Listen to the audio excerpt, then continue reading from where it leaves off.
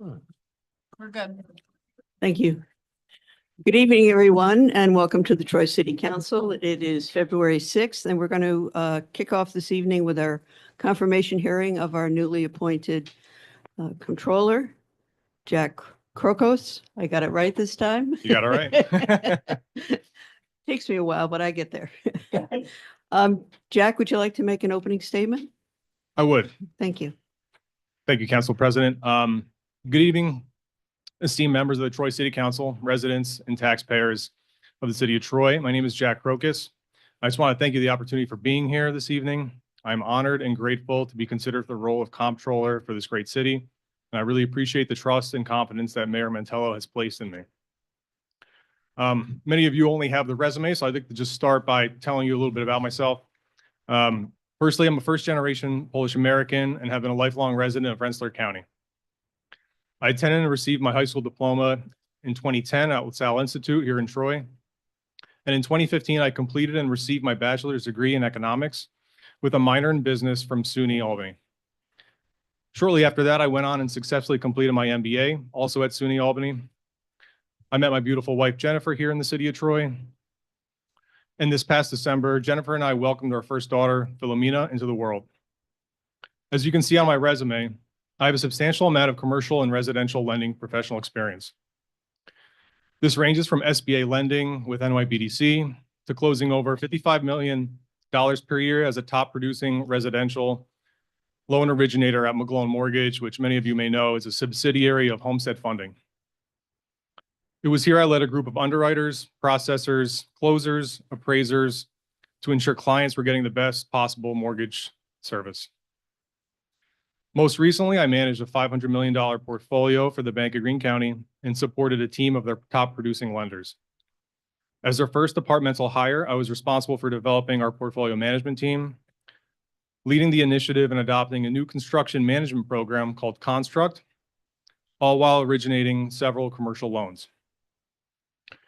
Prior to accepting this incredible opportunity in the city of Troy, I was a council member for the town of Salmon Lake for nearly 2 years, where I sat on the Nopiates Committee, helped manage finances for our town library, and annually led a group of lifeguards in successfully managing our town beach every summer. My family has a deep-rooted history of public service in Rensselaer County. My late father was the mayor of the city of Rensselaer in 1996, and from a young age, he taught me that public service is the most dignified duty one can take, and dedicating yourself to that is critical to maintaining the place that we call home. In addition to that, my brother is actually, my younger brother is a current volunteer fireman for April Park. So I've always had a call for work in public service. And my decision to come to the city of Troy is no different. As a professional in the private sector, I've seen the inefficiencies nationwide in how municipalities run their operations, but more specifically, how finances are managed. These inefficiencies ultimately increase the expense for city taxpayers on services they are entitled to. I currently read as a lector at St. Michael's Roman Catholic Church in Troy, which is not only another example of the public service I feel called to, but also demonstrates how important faith is to me and how it shapes my life. The city of Troy has a rich history and strong community and an incredible potential for the future. As comptroller, my foremost responsibility is to safeguard the city's financial health while ensuring transparency, accountability, and efficiency in the management of public funds. Throughout my career in financial management, I've always worked to uphold the highest standards of fiscal responsibility. I understand and recognize that every dollar spent represents hard work and investment from our residents, and it's my commitment to ensure that those dollars are managed wisely with integrity and strategic foresight. If confirmed, I will focus on strengthening our financial oversight, improving efficiency by leading our team into a modernized system built for the 21st century and beyond. And I will ensure that we are making sound financial decisions that support both immediate needs and long-term growth. I chose the city of Troy because I believe in the opportunity before us, and I look forward to collaborating with city leaders, departmental heads, and the community to enhance financial transparency so that we can build a safer, cleaner Troy for all who call it home. With all that being said, I just wanted to thank you all for your time and consideration, and I welcome any questions that you may have and look forward to earning your support. Thank you, Jack. We'll open it up to any council members' questions for Jack. Just please direct them through the chair. Council President, Councilman Brosnan? have you, I apologize, I'm under the weather. A bit under the weather. Yeah, just a bit. You said you had a lot of rich history in commercial and residential private sector. Have you done anything with municipalities in the past outside of the library that you just said? So outside of the time that I spent as a council member for the town of Sand Lake, no, there hasn't been anything specifically in municipality funding. I mean, a little bit with SBA lending, but it wasn't directed toward a municipality. All right, thank you.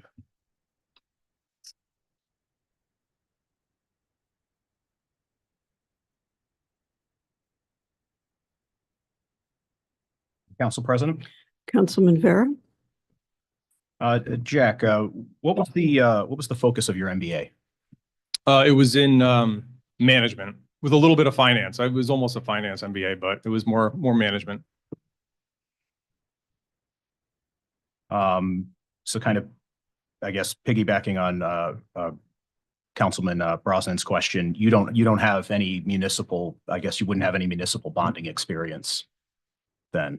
I certainly played a role in helping the town of Sand Lake determine the bonding that, was appropriate, but nothing in terms of professional experience that's directly related to bonding. However, I do like to think that bonding, whether it's ban or long-term serial bonds, I think is similar to commercial lending in terms of the rates that are offered, the purpose that it serves, and the usefulness of what you're ultimately borrowing money for. And how long have you been in the position? It's been a few weeks now, right? It's been about a month. Yep. About a month. Okay. So are you up to speed on the city's current, I guess, bonding positions? Yeah, I that we mean, have open and. I am. Yeah. So, shortly after starting in my first week, and I think we briefly spoke on this in our meeting that I've been working with fiscal advisors. I have a whole list of our debt service schedules for all of our bonds. And I have made, strides in updating just our system that we're constantly aware of when bond payments, ban payments are being made, and to have access to them electronically, but also paper copy for anyone to view. In your month here on the job, have you identified any needs for the departments that you oversee? You oversee what, 4 or 5 different departments? Is that Mhm. correct? That's right. Have you identified any staffing or equipment needs? Yeah, I mean, I know it's going to sound like a broken record. I know KBS is not the ideal system to use. That's kind of the first thing that I notice in terms of the way we reconcile accounts, book things, as well as there's just a lot of, so as you know, we're working with Tyler Technologies to implement a newer technological just program for the city of Troy, but there's a lot of paper documents as well that I feel like, we can easily scan. We have the printers, we have the scanners that we can scan into our system and have them accessed there. Have you overseen any similar transition in your experience? Can you, Like moving from an antiquated system to another system? Have you overseen any similar transition? oh, sure. Yeah, actually, in my previous role at the Bank of Greene County, as much as they were a little bit more up to speed compared to here, which is expected, any private sector to municipality, they were quite outdated from just what I've seen elsewhere. And so, for example, they had documents in the basement stored. Some of it was also electronically stored, and they had no way of gauging the process for construction loans. That was one of the things that I oversaw mainly, was the draws that were requested on large multi-million-dollar construction loans. And so one of the things that I mentioned in my opening was Construct was a program that was brand new. Nobody in the whole bank had any idea how it worked. That was kind of what I was tasked to do. So I was working directly with SageWorks. That's the platform that we purchased a program for, and they, worked with me on a weekly basis to get familiar with the process and the platform. So you're up to speed then on the bonding that we're looking at for lead service line replacement? I'm not entirely familiar with it at this time, but I can certainly get back down that. Yep. What about quarterly reports? Have you been able to review any of that information either from 23 or 24? I have, yep. And I'd just like to reiterate that, as we stand right now, Bonadio and BST, they're diligently working on getting a draft for the 2023 audit presented at the February 20th financial meeting. And shortly after that, I have been working on basically just January 1 of 2024 and just going through all the statements that we have, working with other colleagues in the department on the inputting of the financials that they're doing, and just making sure that we are starting to, appropriately put them into the system. And I know once the audit gets completed, our focus is going to be for the 24 AFR. As of the third quarter for 2024, is that what you were asking? Yeah, well, specifically what I'm referencing is that on the city website, the last quarterly reports available are from 22. Okay. So we're missing quarterlies for 23 and 24. I understand the quarterly reports for 24 had been issued. I mean, we reviewed them at a council meeting, but then I believe they were rescinded based on the AFR. Okay. Yeah, I can certainly work with our team in making sure that they're posted online. Okay, thank you. No other questions at this time. Thank you, Councilman. Council President. Councilmember McLaren. So I'm sure as your as a town council person, you know that it's our job, right? Our to do our due diligence and make sure that we are asking all the harder, uncomfortable questions. And I'm sure that you know the history of your predecessor. So are you committed? Can you say that you're committed to making sure that we get timely financial reports moving forward so that we don't go back to feeling like we're in the dark about where we stand financially as a city?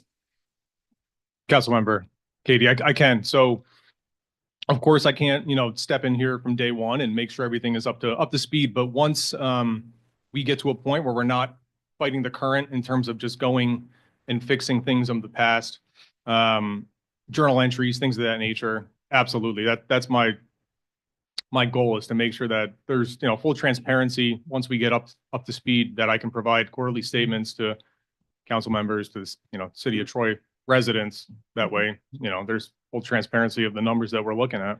Okay. So I don't know. So according to our charter, we're due a preliminary report on quarter 4 of 2024. We're due that at our finance meeting this month, with the finalized report due in April. I don't know, how you're feeling about that, if that's going to be a possibility.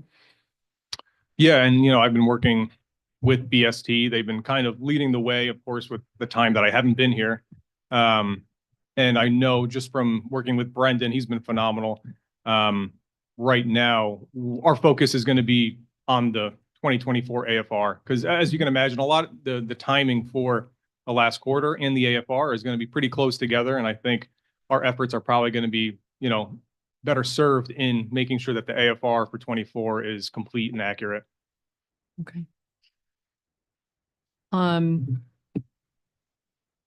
How familiar are you with the state controllers, their rules and regulations on municipal accounting, New York State finance law? I assume because of your work in the mortgage industry for a little while, the real property tax law, you're probably very familiar with that, but just the kind of the bones of those laws and regulations. Yeah. So, as you can imagine, there's a little bit of a learning curve for myself. Sure. But I've been leaning on BST quite a bit every time they've been in the building to help just educate me. There are several trainings that I am going to be signed up for just to help, get me up to speed from a municipality, standpoint. And, that's something that I'm certainly working on. Do you have any idea how long we plan on having BST involved? It's a great question. And what I can tell you is that they'll be here for as long as we need them to get up to date on our financial reporting, all the inputs, all the journal entries, reconciling accounts. They've been instrumental thus far. And I certainly don't intend on just pushing them out the door because I'm here. It's not my intention to come here and fix everything immediately. But slowly they'll be getting phased out. But at this time, I can't give you a specific timeframe. Okay. And are they still, they're going to be billing for 2025, I assume. We've paid already, a chunk, I think. But are they still going to be on the payroll for, you know what I mean? Not exactly payroll, but Sure. they're going to be on the books for 2025 for as long as they're with us. That's my understanding. Yeah. Okay.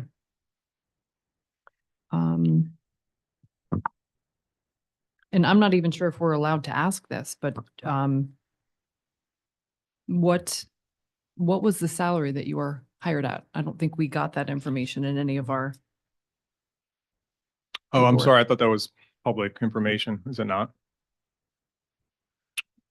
Well, I know what we have budgeted, but I don't know if our, That's not. we were given a range of a salary range, but we don't know exactly.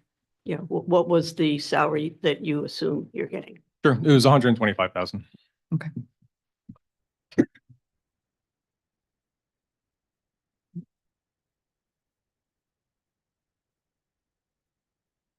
I think that's it. Thank you. Thank you. Council President, Councilmember Soriento. welcome, Jack. Thank you. I'm very excited that, that you joined the team. Just have a question. Why did you, decide to take this role? It's a great question, Councilmember Irene. So being a lifelong resident in Rensselaer County, Troy has been near and dear to my heart. I've obviously seen the news reports of, certain things in the last 12 months. And I also know the rich history and the potential that the city of Troy has. I want to be a part of that. I enjoy finances, very much so. I enjoy the number side of things, but I also enjoy improving processes and being able to, not cut corners, but instead of doing things in a long, antiquated way, being able to shorten the processes for all the people in the comptroller's department. And so just interviewing, that's kind of what I felt was needed. And I thought this was just a great opportunity to do that, but also to get more experience in municipality finance, which of course, as you know, I don't have a whole lot in. And so that's exactly why I took the role. Thank you. Thank you. Council President. We'll have Councilmember Casey first and then Councilmember Brazel. Thank you. Jack, well, if you're looking to get a municipal finance, I think this is time to get in because you're in pretty high demand. We found that out. Now, I just want to ask you, ballparky, would you say, I'm not sure, as far as us getting a full, complete picture of the city of Troy's finances, how far are we along? Are we close? 80%, 75, 90%, 95? What would you say ballpark? How clear is the picture now? Because it wasn't clear at the beginning of the year. Sure. Last year. Yeah, no, as you know, there's certain things that we are using as thresh points of what we need to accomplish. The 23 audit is first and foremost, that needs to get completed. The 24 AFR is right around the corner. That's something that we're already working on. But are you looking for a time frame of Well, I when was just we wondering, can how feel are you pretty comfortable? close? Is it getting there? Because it's been certainly really getting- cloudy for a long time. It's certainly getting there. I think BST has done a phenomenal job. Gabrielle, I can't speak highly enough about her and the work that she's done. I myself, of course, I want to feel even better than where I do right now. And that's going to take time. However, we are certainly getting there. And I know just from speaking with, all my colleagues, they feel a lot better than where we were at the beginning of last year. Good. And I know we're making improvement every single day. Now, how long were you a council person? I didn't hear that. About a year and a half, just under 2 years. During that time, I'd assume as a council person, you had oversight with the budget. How much did you have to do with the budget? Did you help craft the budget? Where you had obviously had oversight? What was your role with the budget? Yeah, so I did, help oversight. I reviewed the budget as it was being presented to us annually. And more or less, it was a little different than here. Things were working quite well. It was like a ticking clock there. It wasn't a lot of pushback that I had for budgetary items, things of that nature. We were very, taxes weren't going up, similar to other areas in Rensselaer County. But I certainly, reviewed it and made sure that they were in line with the year prior expenses. And if they weren't, I'd ask questions and just get more of an idea of, why the change. Okay, in your previous roles, your private sector banking, accounting with the town, have you ever found discrepancies at all? And if you have you done anything to correct the discrepancies? Have you found? Yeah, ever certainly. experienced that? Yep, absolutely. So a couple instances. So my time as a residential mortgage originator, there'd be times where we would be quoting, and I don't know if you're familiar, but there's certain steps of the process where you have to provide a closing statement or what's called a closing statement. So it reviews, closing costs, the rate, points that you're paying, things of that nature. And there would be times where, we would be either overcharging or undercharging. And simply put, if we had, clients that were disappointed or just dissatisfied with what they saw initially to what was changed, we would typically provide a credit or some sort of a concession to just keep their business, keep them happy, ensure that we get, nothing but an excellent process review from them online. And so that's something that, I was pretty proactive with. I just wanted to make sure that everybody, and I think that's really no different here with the city of Troy, right? Is all of our constituents, they have a certain level of expectations for us, and we have to, make sure that we're doing right by them. Now, with your town training on the budget and since you've been on the job, have you done anything else to immerse yourself in training for municipal accounting? Any reading, training materials, anything like that? Yeah. Or just on the job? Most of it's been on the job, working with BST and then also working just with other colleagues in the comptroller office, getting an understanding of, okay, what is your process day to day? When you are, accounts receivable, for example, when you're receiving funds, where are you putting in the information? What is your duty? Just so I have an understanding, I can provide, little bits and pieces of advice. But I was actually scheduled to take a couple OSC trainings, or I think it was OSC and I just, with everything going on in the first month, it's just been a lot. So I have put it off, but they're offering them later in the year. And that's certainly something that I value quite a bit. And I'd like to participate in. Council President. I believe we have Councilmember Brosnan first, and then we'll have Thank Councilmember. Earlier. Sorry. Earlier in your statement, you said BST offered you training. You haven't had any of that training yet coming in, or is it just on the job training for them at the moment? Yeah, so BST hasn't offered any formal training other than getting me trained through, I don't think it's OSC. I forgot, it's escaping me right now, but it's through a formal online training, for accounting in the municipality. However, yeah, for them, it's just been me absorbing everything that they're doing, watching their day to day and just getting an understanding of, what they're doing. And it's not necessarily the same way that we were used to doing things previously. So it's a little bit of both, right? It's a little bit of seeing what they're doing to get things up to speed, but it's also working with my colleagues and being like, okay, these numbers that you're inputting here, these account numbers, things of that nature, where are you pulling them from? And just understanding once, we do phase them out. So I understand what I need to be doing day to day. What's BSD's current role and like how large would you say it is? Is it completely implemental, like they're doing a lion's share worth of the work and you're learning how to do it from them, or is it more of a 50-50 split? I'd say that I'm letting them lead the way. So if you want to say Lions work, of course, they've been here for, I don't know how many months, but several months prior to my arrival. And so, they've been instrumental in working with Bonadeo, getting the audit just about complete here. And also just getting things, reconciled for the 2024 year. But I do envision that as, time passes, I'm going to be taking more and more of that load from them as we slowly phase them out.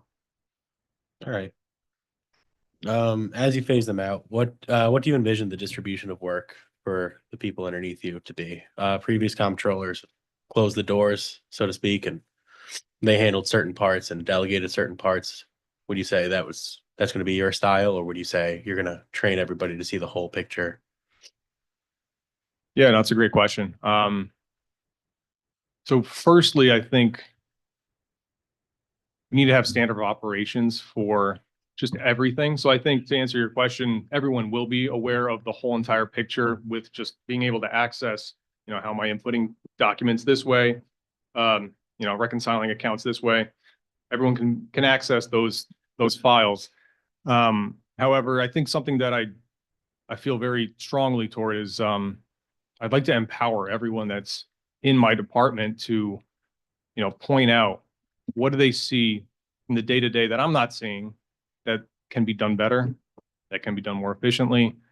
I don't know if that was necessarily being done previously, but that's certainly something that I think is going to help just make things way more efficient in the comptroller's office and just throughout the city of Troy. All right, I like that. You said you're going to empower your employees more. Would you say that's your management style, is empowering your workers and making sure they're trained and comfortable, or how would you describe your management style overall? Yeah, no, to empower them just so they have the confidence to, come to me and notate that, they see that their day-to-day is taking a lot longer to do simple tasks. And, we're all creatures of habit. So I understand that we've been doing things, especially here, for a certain amount of time, because we've always done them that way. Now, I don't want to drastically change things because I don't think that's good either, but I think we can take small steps to just improving the process, empowering employees to point out inefficiencies throughout their day, and just, have them feel that what they feel in their day-to-day tasks, it does matter. It does make an impact to their productivity in other areas. And there's, a whole slew of things that I could list for that. Thank you. Would you describe yourself as more of an open door policy kind of guy? Just if someone has a question or concern, do you make time for them to come in whenever they need to, or would you rather that scheduled out?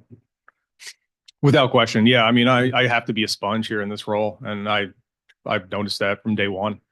I don't have all the answers. I'm not going to have all the answers. However, I need people to be coming to me. So I don't think I've closed my door once, and I intend to keep it that way. I like that too. Appreciate it. And then my last question, in your first month, have you experienced any roadblocks, learning curves, or unexpected bumps in the road that you want to talk about, or it's been pretty smooth with BST got in the way a little? I mean, most of the roadblocks really have been with just not knowing the processes. So BST is doing things a certain way, right? They're accountants. They want to get to the end result a little bit more quickly than I think I do. I want to build that foundation. But there's really not a whole lot of written down processes that I can refer to, like, oh, this is how it was being done when it was being done correctly. And so a lot of it is just going back and, seeing how the previous comptroller, Andy, did things, because I know he, did a great job here. And, unfortunately, we don't have a whole lot to use, but there is little bits and pieces. And it's just really a matter of digging and finding that, and making sure that what we're looking at is, in fact, the answer we're looking for 2023, 24, 25 numbers. So that's been the biggest roadblock, because, of course, that takes a lot of time. All right, I got one more. I know I said final, but take a picture, take a page out of Aaron's book here. You said you wanted to implement, you said there wasn't really a standard operating procedure currently. Is that something you're looking to implement as you build that foundation moving forward? Yeah, certainly. I think you have to. I think if you don't, we're going to end up taking one step forward, three steps back. And that's something that I already have done with our serial bond payments.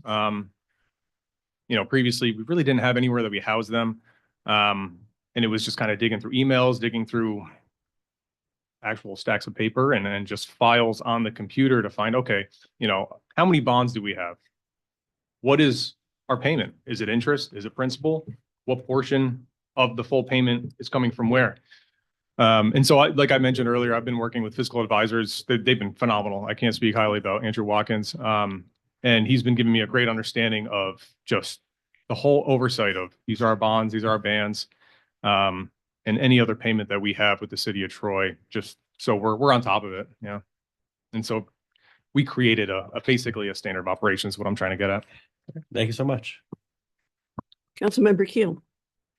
Yes, Jack, welcome. Both Councilmember McLaren and Councilmember Brosnan touched on the BST and how long they were hired as basically our temporary controller, more or less. And, they've got all these systems and ideas in place.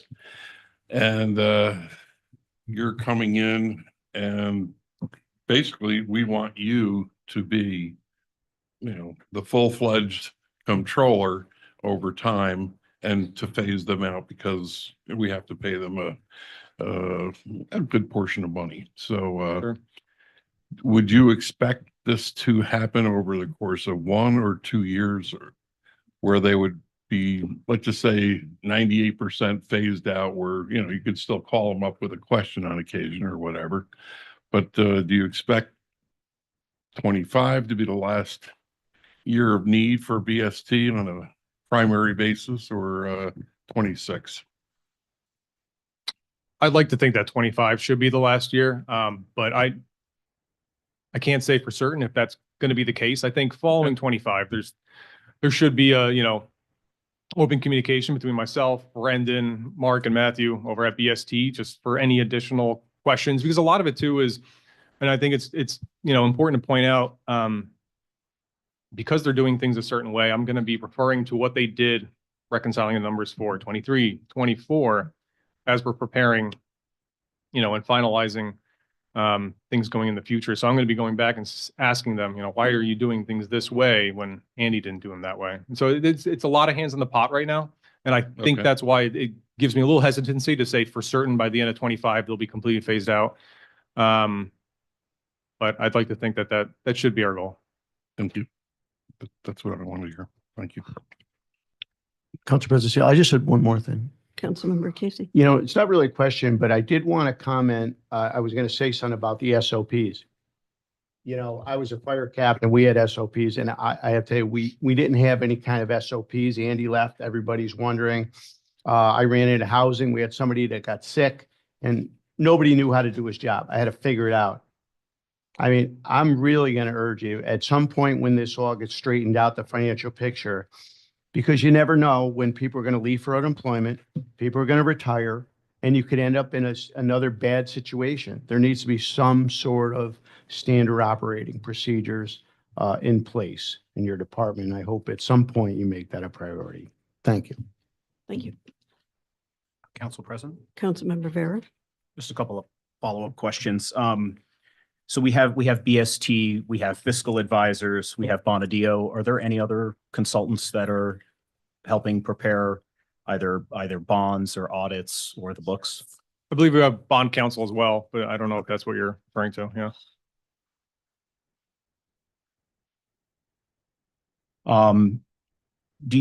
Have you had an opportunity to familiarize yourself with the 2025 budget? I have. Okay, I'm not I'm not gonna. able to recite every number. It's a Well, on long the top of page 126. No, is there anything in your review of the budget that you, any concerns or anything that that the council maybe should be made aware of in your review of that budget? Or in your review, did you come away with a pretty solid feeling for the next 11 months here? Yeah, that's a great question. I don't know how much in the weeds we'd like to get. There are a couple of things that I've kind of noticed that, were done previously that, just speaking with BST, not typically how you want to do from an accounting perspective. So for example, some of the grants we receive, they're directly offsetting expenses rather than being labeled as revenue and then paying off whatever the expense is. So I guess what I'm trying to say is that revenue and expense are both being deflated a little bit, where I think what you'll see as we begin to do things correctly here is that you're going to see inflated revenue and you're going to see inflated expenses as we're reconciling things correctly, as we're journal entering the way they should be from an accounting perspective, because not only is it going to help transparency for you and Troy residents, but it's also going to help Bonadeo as they're doing their audit for the next year, because they're going to be more easily not have to really dig into the weeds and say, okay, why is this grant directly offsetting expenditures when really it should be just listed as revenue and then listing the expenses, what they actually are for that year. And lastly, do you know the last time the city issued a serial bond? And then as a follow-up to that, when do you foresee us going back to that market and issuing a serial bond again? That's a great question. So I can't recall exactly, when the last bond was issued. From my understanding is that the last year was pretty quiet in terms of new bond issuance, but I don't know exactly what month or what day. And I know just from speaking with the administration that going forward, as we kind of get caught up, and I think it's probably the appropriate time to begin to bond, for certain things as is needed to just make sure that city taxes, maintain the level that they're at. Thank you. Thank you. Council President, Councilmember McLaren? are you confident that our issues with not having everything reconciled yet with, the AFR and will we be able to bond? Is our bonding status in jeopardy? I mean, I think first and foremost, we need to get up to speed with the, AFR, with the financials. I can't say for certain right now if our bonding is in jeopardy. I'd like to think it's not, but that's our number one priority right now. Thank you. Anyone else? Jack, you're familiar to a degree, with the 2025 budget. Then you would know that we don't have your salary budgeted at 125. Can you share with us where we will get the funds for the difference?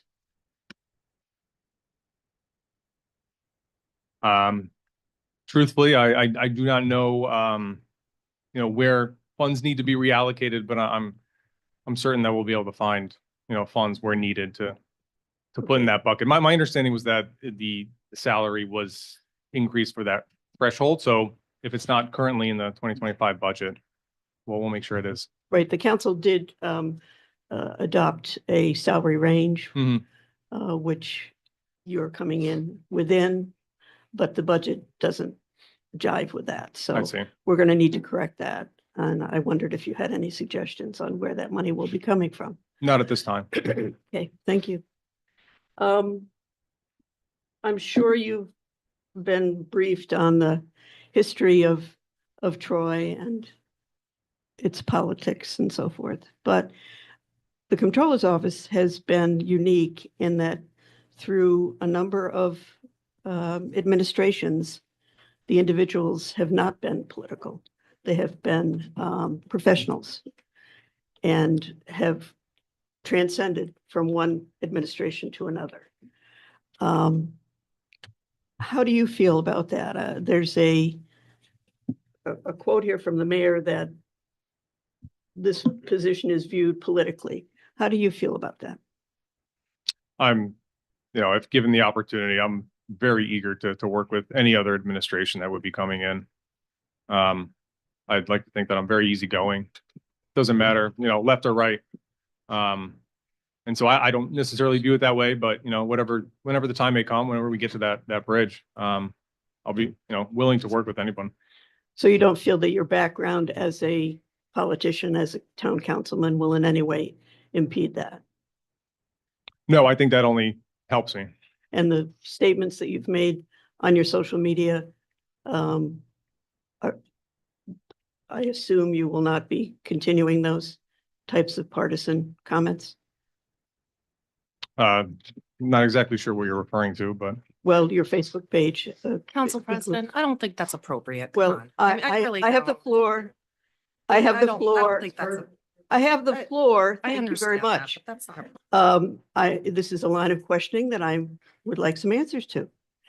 sure. No, yeah, going forward, that won't be something that I'll be posting publicly. Thank you. I would assume since you've resigned from your council position, that would, thank you. You have said you would not view this as a political position. So within the government, you're familiar that there are two co-equal branches of government. What's your view on the relationship between your office and the council? Can you repeat the question? What's my view of the relationship? Yes, In terms of, working relationship. If a council member wishes to ask you a question, do you need permission within the administration to answer our question? I don't believe so.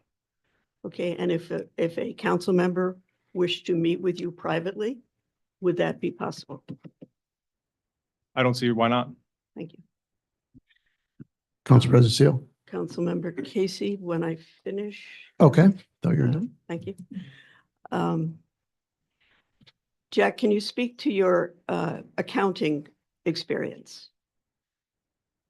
Sure. So professionally, just, working as an underwriter, as a credit analyst, as a portfolio manager, accounting is critical. You have to know you're essentially managing the risk for the bank of commercial lending. And so, balance sheets, income statements, revenues, profits are constantly being evaluated. Equity, things of that nature. I think that's, And you see that transferable to within the municipal environment? I do.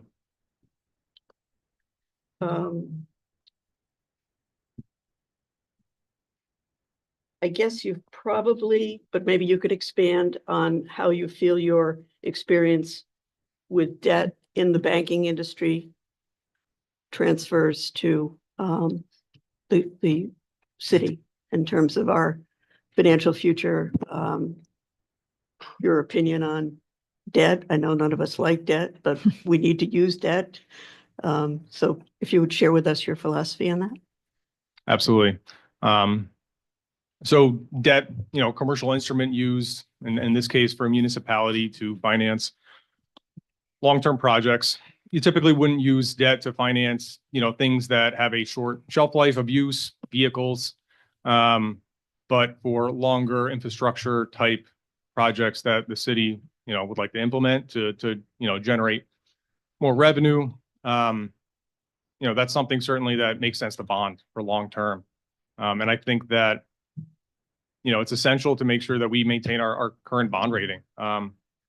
We're fortunate to be in the position that we are, where we're getting, quite good deals on interest rates for our long-term serial bonds. And of course, anything that would jeopardize that would then inflict, higher taxes for our residents. And, ultimately you're managing risk, whether it's for a commercial entity or for a municipality. And that's why I think that, it'll relay well from my commercial experience to here. Thank you. Councilmember Casey. Just back to a prior conversation, I just want to say about positions being political. I just want to say, Andy certainly didn't stick around. I'm not sure if people wanted him working for a Republican mayor. I'm not sure, to be honest, that if a Democrat administration come in, they would keep you either. It's just the way things are. But another thing I think that we touched on was this man's right of what he does in his own time.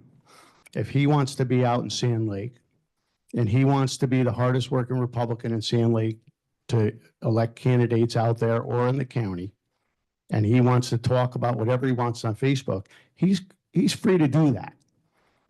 And this harkens back to a conversation earlier this week that we had with email with Sarah McDermott, who was helping recruit candidates because she's one of the hardest working people on our side and has been for many years, which is why somebody called her public enemy number one. She works very hard. And you were pursuing the same lines that you felt because Sarah sits in that chair that she shouldn't be helping and she shouldn't be running our majority campaign Facebook page. And you were trying to shut that down. I mean, that's her right to support who she wants to support in this city. And that's his right when he's not on the clock to be the biggest supporter of whoever he wants to support out in Sand Lake or wherever he wants to do it. He has that right. And that's his First Amendment right. And he can do whatever he wants on his own time. I think you misunderstood, but that's okay. That would be, thank you, Sarah, for, yeah. I think we're mixing apples and oranges, but I want to thank you very much, Jack, for clarifying your position on that. Are there any other questions from any council members? Jack, did you want to wrap up in any way? I don't think so. I just want to thank you and everyone's time here. I appreciate it very much. Thank you, and we appreciate your time as well. Thank you. Thank you. We Thank will, you. I would entertain a motion to adjourn and we'll have a break. Council President, we weren't even introduced during this, so I don't know if we can even make a motion to adjourn because we weren't even introduced in the beginning of the meeting, correct? Well, it was a hearing. It's not a meeting. Okay, well, I'm just. I will declare the meeting Okay. closed. There you Thank go. Sounds good. What we do? Yes. Okay.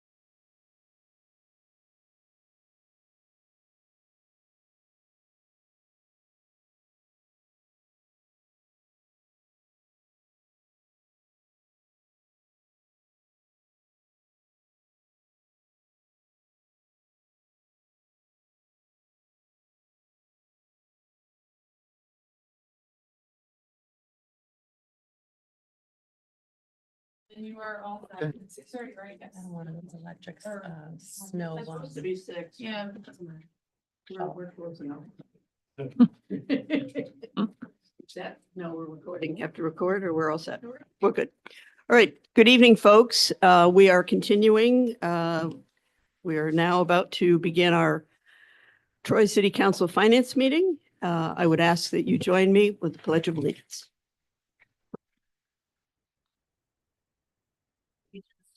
Flag of the United States of America and to the republic for which it stands, one nation, under God, indivisible, with liberty and justice for all. What's that? Councilmember Keel, Present. Councilmember Brosnan, Here. Councilmember McLaren, Present. Councilmember Vera, Present. Councilmember Soriento. Here. Councilmember Casey, Present. and Council President Steele is also present. We're all here. Before I open the floor, we have an ordinance amending Chapter 216 of the Troy City Code regarding fees for the Nick Ice Arena. We have two resolutions, one confirming the appointment of Jack Crocus as Controller of the City of Troy, and one authorizing the mayor to execute a real estate brokerage and agency agreement. Is there anyone at this time who would like to speak to the council on any one of those items?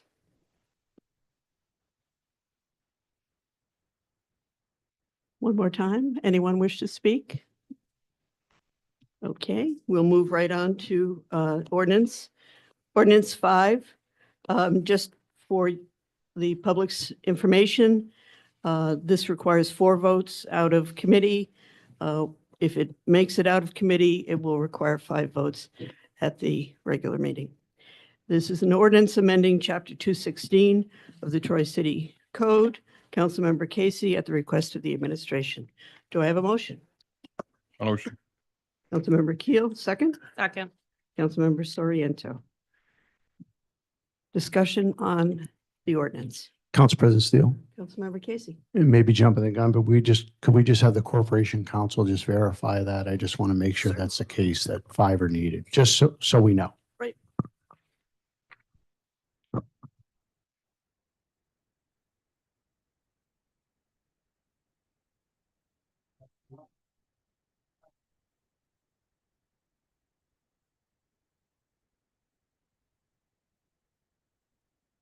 The rule is that it has to be on the council member's desk 7 days. I believe it was issued on Friday, and you count Friday under the city charter's definitional section. Council President, Councilmember Vera. I believe it's the 7 days is from when it's introduced, which would be this evening. It's introduced when it's placed on the agenda. I think if you look at the definitional section of the charter, I'll show you that. Didn't this agenda come out on Monday? Pardon? It's placed on the, well, as far as I know, I don't know when it was actually, It was Friday. it was No. out Friday as far as, No, it didn't go out on Friday. The clerk sent it to us on Monday.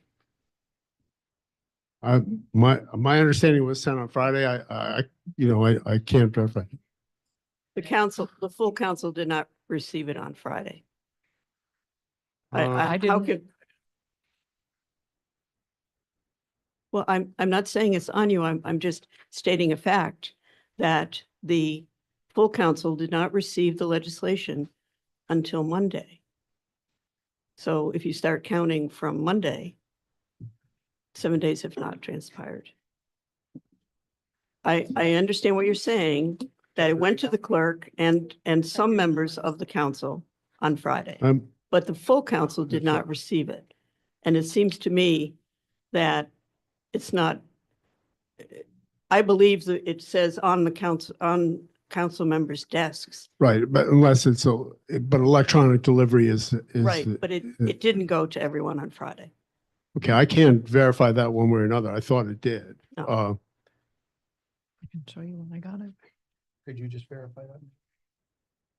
It was sent to to me, Tom, and CC'd everybody else. So I think we still are within the, as was stated earlier. I don't know, there should be, maybe an email could be printed that shows. I the- have it right here. Yeah. My only email. I didn't send it to, we would not have sent it to everybody ever, unless we just courtesy copied everybody, but did you? Right, I'm saying the only one that I received was on Monday. Right. So counting from Monday, 7 days have not transpired.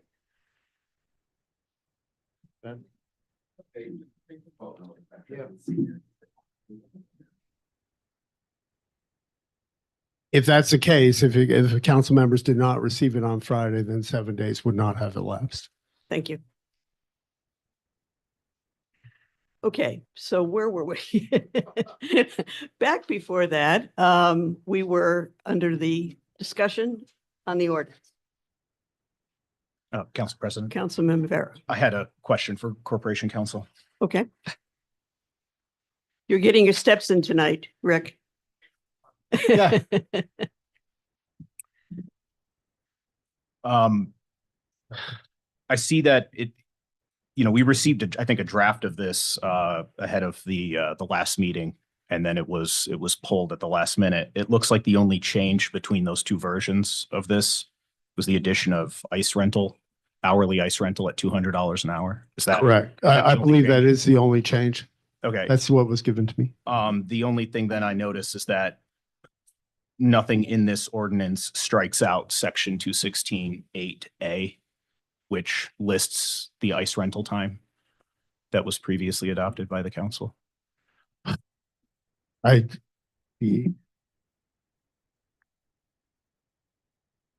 will have to check that. Okay, I don't, Can we That was just, him. Amended. you can amend it to strike out 8A then, if that was, I think that would, I believe that would be sufficient. I don't know if you need to take a look at that. I'm gonna go take a look at it right now. Okay? Okay. All right. And then I did have a few questions for the administration.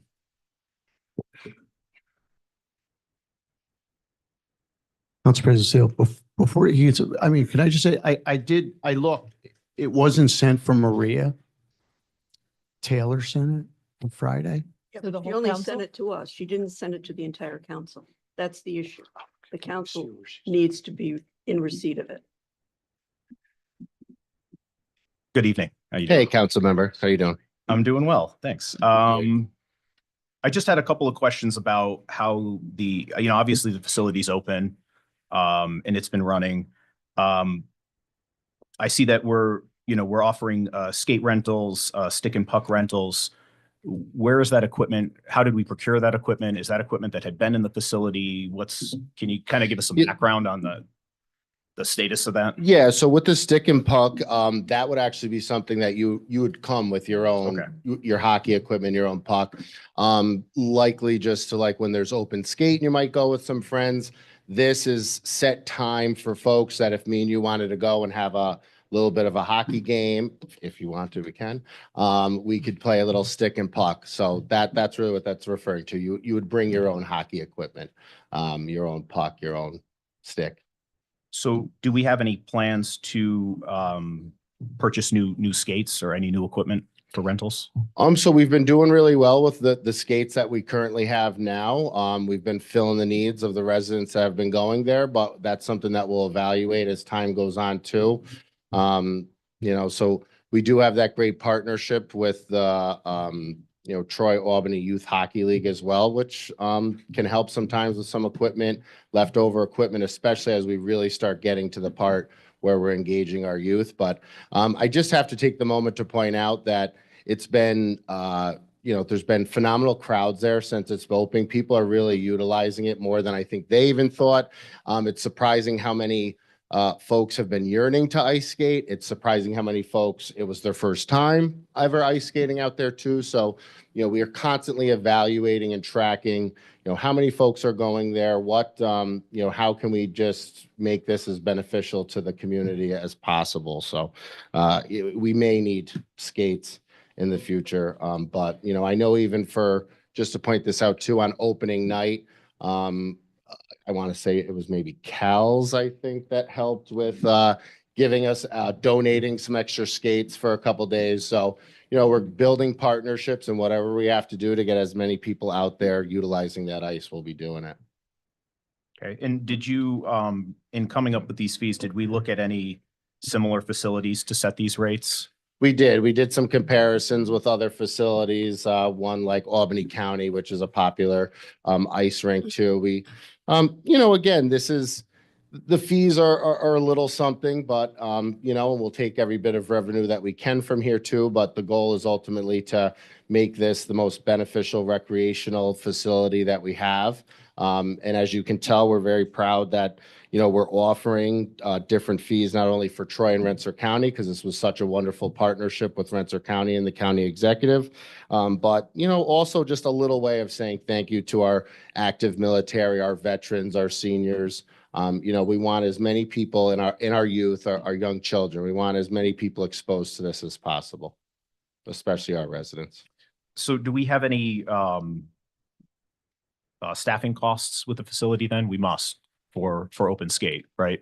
Yep. So we, there is City of Troy staff that does man, that is at the ice rink while it's open, correct?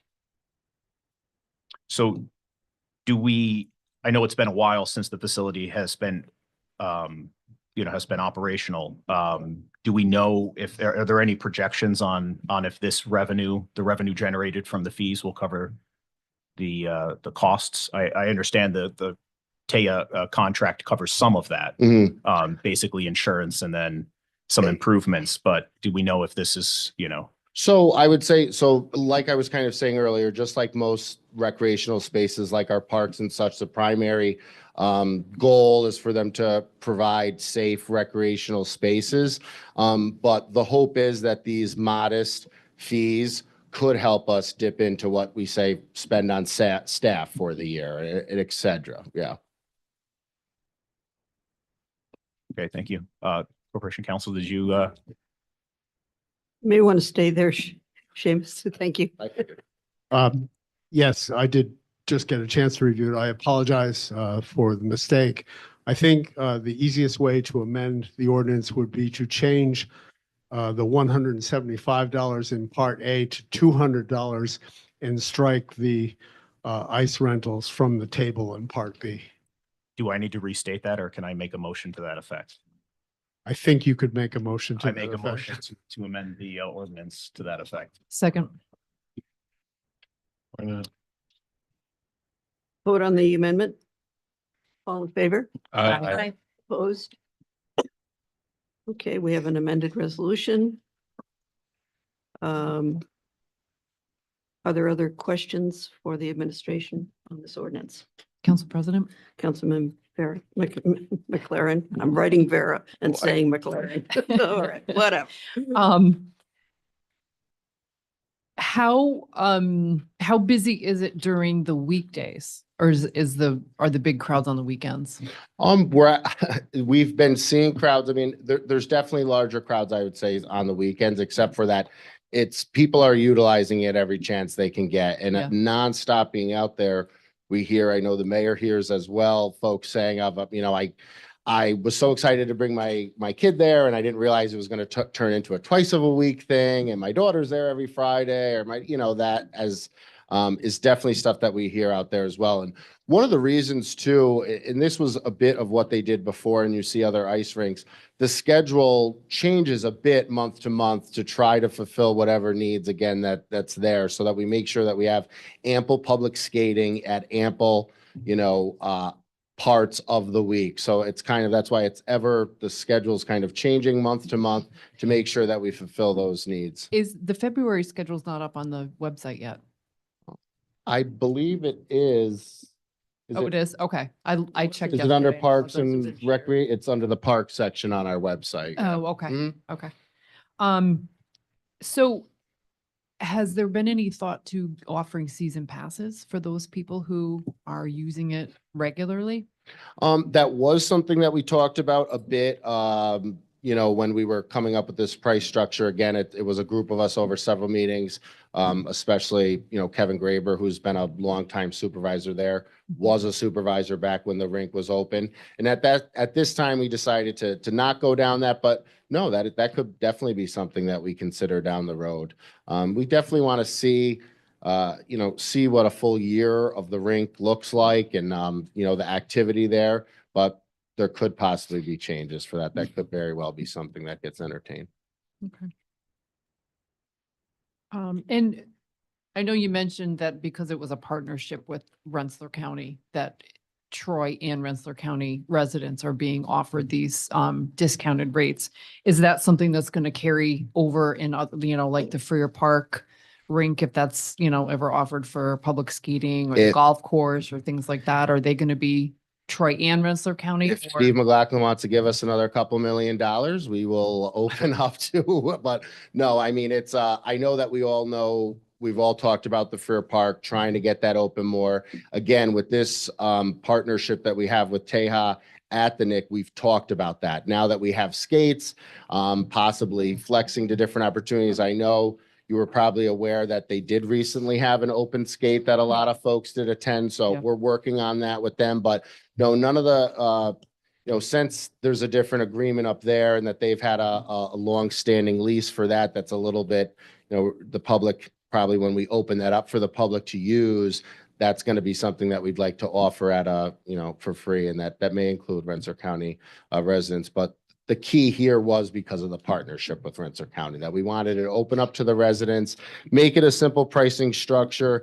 Again, very minimal charges that might help offset some expenses here. But one of the key things was that we wanted to make sure it was free and available for, you know, that's why we have the free skate rentals, for example. We want to make sure everybody that doesn't have skates can use it, our youth, our active military, our veterans, and our seniors. So.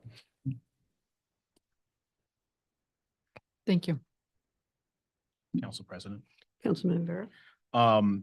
The staff that is there, are we keeping, you know, it sounds like there, you know, we may move forward with these fees and then, you know, after a year kind of look back. Are we keeping accurate records of that information so that we'll have something to go on? You know, how many people showed up and rented skates and to kind of inform further decisions? We are council members, so that's another thing. That's why I said, you know, it would probably be wise for us to get a year under our belt, see that, but we are collecting that data, how many folks, you know, enter the building throughout the day, how many people are renting skates, how many people take advantage of the various offerings here. So that we are tracking that through the system. Yeah. And there's nothing in this that affects our rental agreement for the arena with the Nick Association, correct? Nope, there would be nothing in there that does. Oh,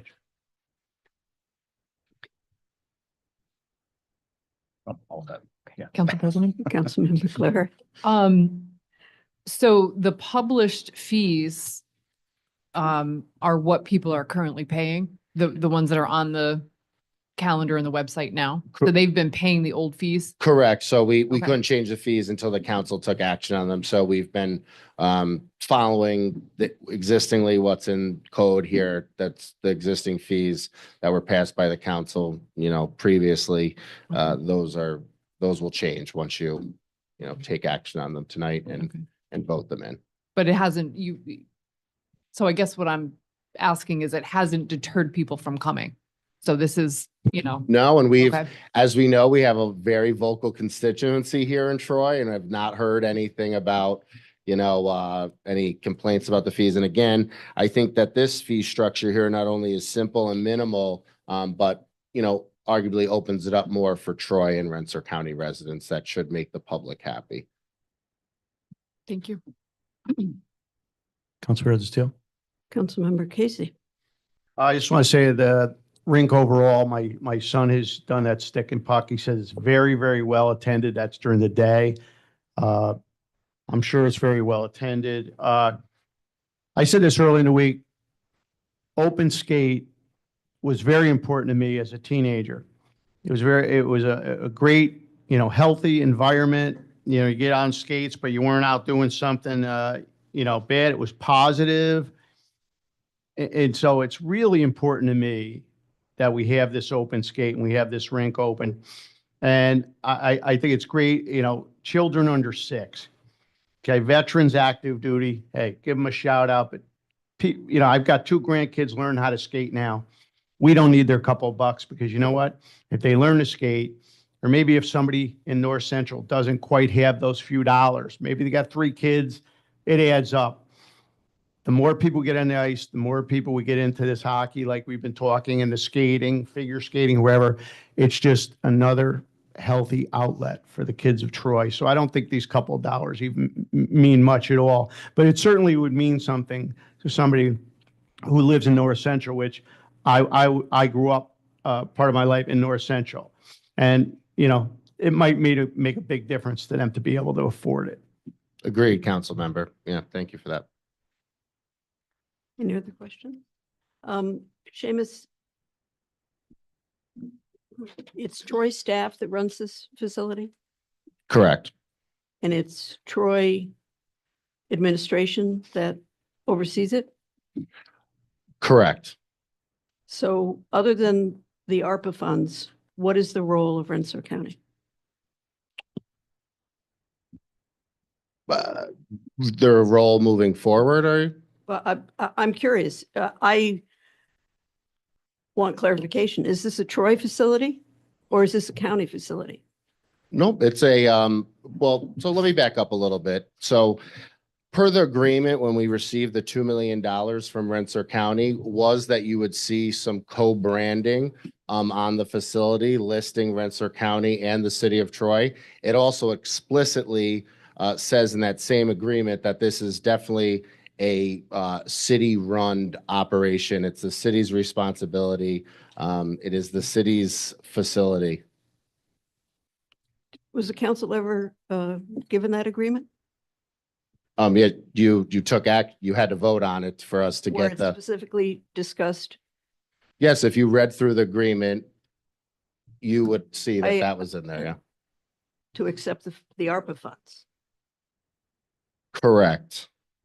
The agreement, I want to say it would be the MOU that we made with Rensselaer County that laid out what Rensselaer County was responsible for, where that money would go. For example, say like the chiller that put the ice. It also laid out the co-branding that I just said.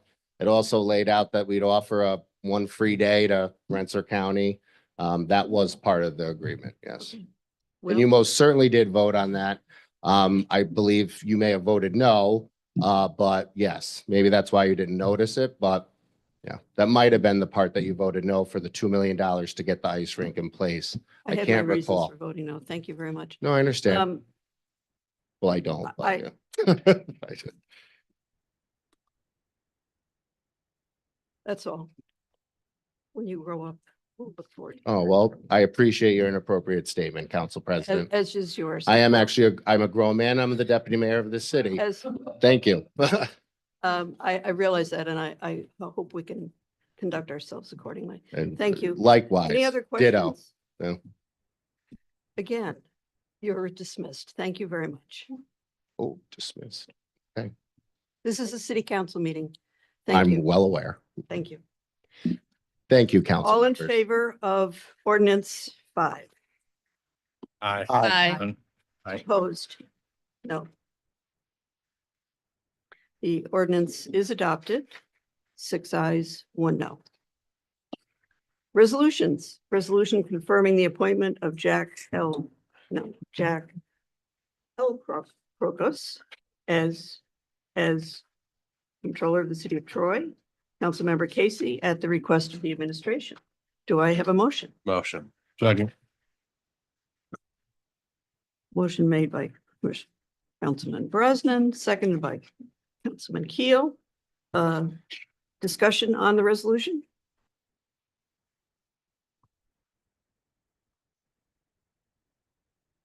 We'll take a slow roll call.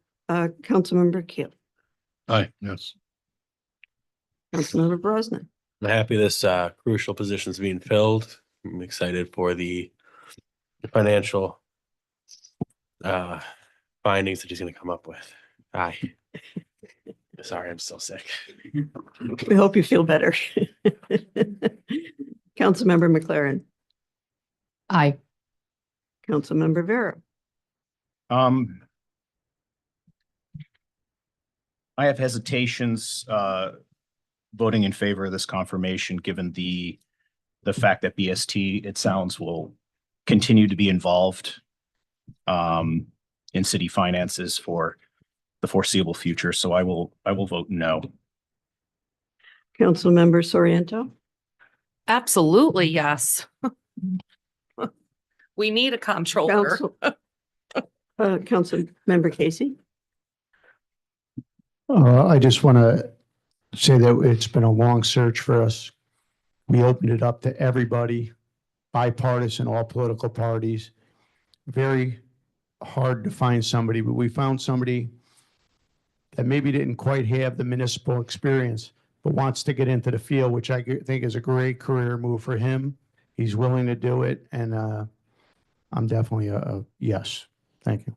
Thank you. And in voting yes on this, I want to extend an olive branch and hope that we can work together. I really, your answer to my questions resonated when you said you would be willing to meet with us as members of the council, that you didn't need permission to meet with us. That's the kind of independence that I was looking for. I feel the mayor has the right to select someone that she feels she can work with. And so I'm hopeful that this is going to be a successful relationship, because if you succeed, Jack, then the city succeeds. And so I'm cautiously optimistic, and I hope that the on-the-job training that you have garnered and will continue to do so will benefit the entire city. So the resolution appointing or confirming the appointment is adopted 6-1. Resolution 10, resolution authorizing the mayor to execute a real estate brokerage and agency agreement with Here Realty, Inc. for the marketing and sale of a parcel of surplus real property owned by the city. Council President Steele, at the request of the administration. Do I have a motion? Motion. Councilmember Soriento, seconded by Councilmember McLaren. Discussion on the resolution.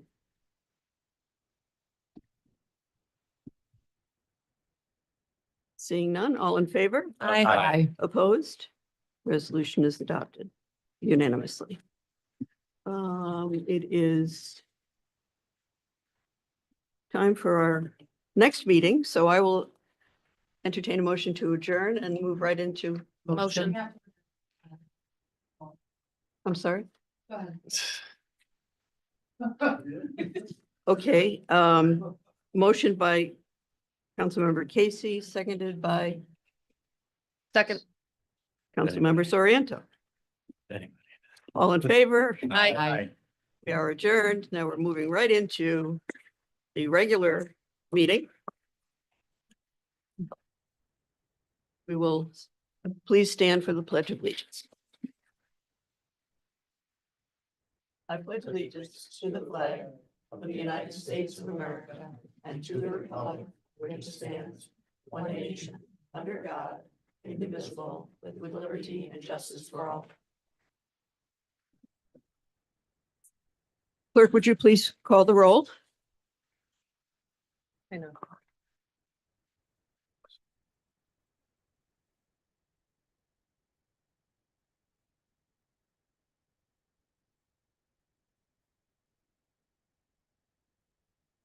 Councilmember Keel, Present. Councilmember Brosnan, Present. Councilmember Spain McLaren, Present. Councilmember Vera, Present. Councilmember Soriento. Here. Councilmember Casey. Present. Council President Steele. Present. All are present. I don't believe we have any minutes to approve. At this point in time, we have our public forum. It's for any comments that are on the agenda. We have 5 ordinances and a number of resolutions. 10 of them. The agenda is in the back of the room. So if you need to consult that rather than reading through it. But this portion of the public forum is only for agenda items. There will be a public forum at the conclusion of our meeting where you can speak on any item. Does anyone wish to speak on an agenda item tonight? Seeing none, we'll move on to ordinances. Ordinance 1. Ordinance 1, ordinance declaring certain city-owned personal property as surplus and directing the office of the city comptroller to sell or dispose of the surplus property. Council President Seal, Councilmember Casey at the request of the administration. Do we have a motion? Motion. Councilmember McLaren with a second by Councilmember Sarmiento. Discussion on the ordinance. All in favor? Aye. Opposed? 7 ayes, 0 noes, ordinance 1 passes. This could not be a good sign. No. We're okay? I just wanted to advise the council that the Rensselaer County City of Troy agreement for the funding, $2 million funding is Resolution 94 from 2024. Thank you. What the vote was.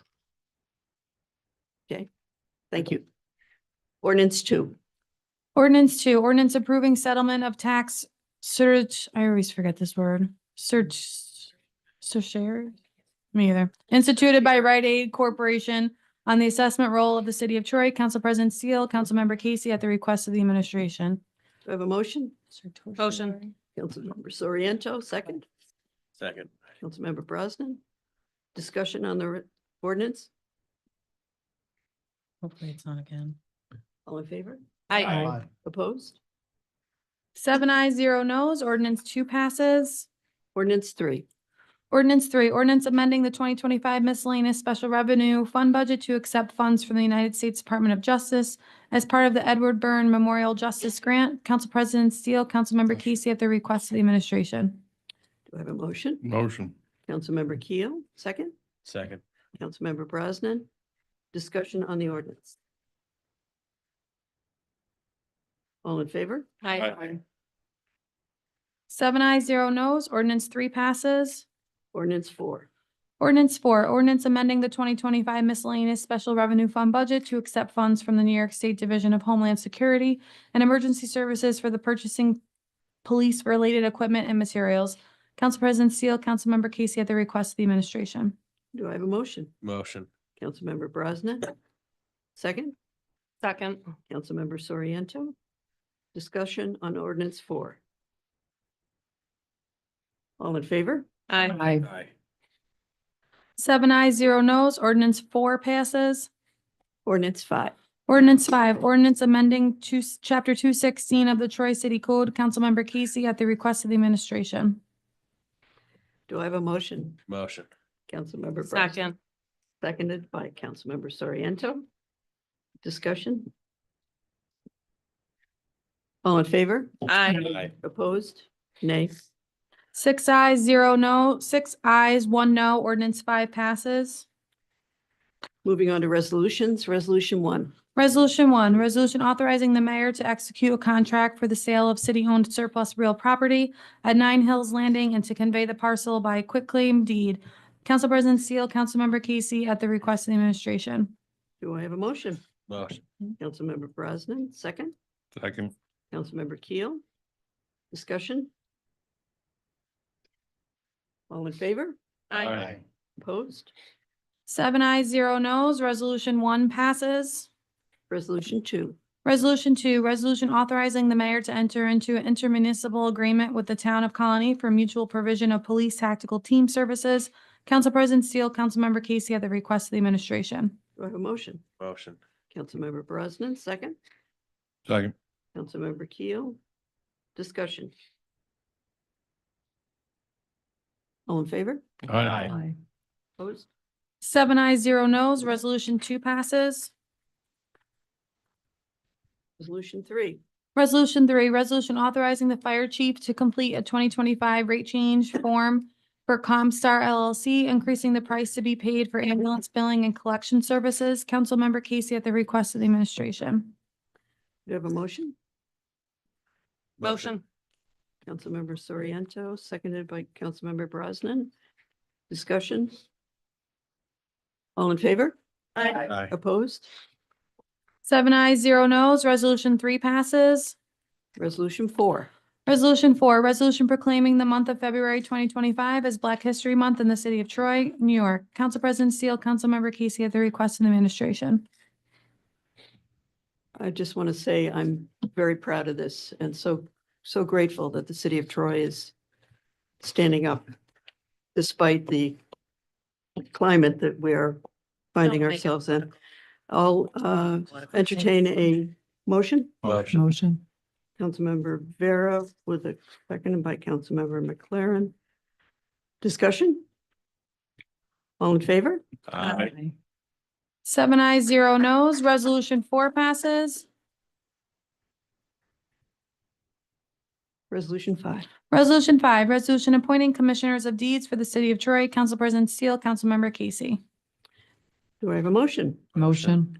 Councilmember McLaren, seconded by Councilmember Brosnan. Discussion? All in favor? Aye. Opposed? 7 ayes, 0 nos. Resolution 5 passes. Resolution 6. Resolution 6, resolution of the Troy City Council supporting a project by and in partnership with Hudson Taconic Lands. Council President Steele, Councilmember Casey at the request of the administration. Do I have a motion? Motion. Councilmember Vera, second. Second. Councilmember McLaren. Discussion? All in favor? Aye. 7 ayes, 0 nos. Resolution 6 passes. Resolution 7. Resolution 7, resolution authorizing the mayor to enter into a memorandum of agreement with the Saratoga County Animal Shelter. Council President Steele, Councilmember Casey at the request of the administration. Do I have a motion? Motion. Councilmember Keel Second. with a second by Councilmember Vera. Discussion? All in favor? Aye. Opposed? 7 ayes, 0 nos. Resolution 7 passes. Resolution 8. Resolution 8, a resolution designating Project Road and Project Street between Campbell Avenue and Madison Avenue as Learning Way. Council President Steele. Motion.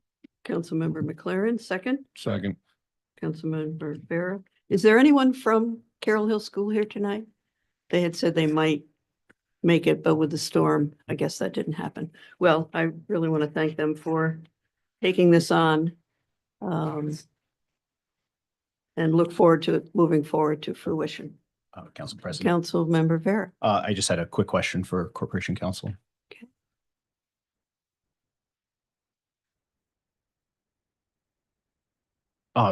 This is the amended version, correct? That included referral to the planning board.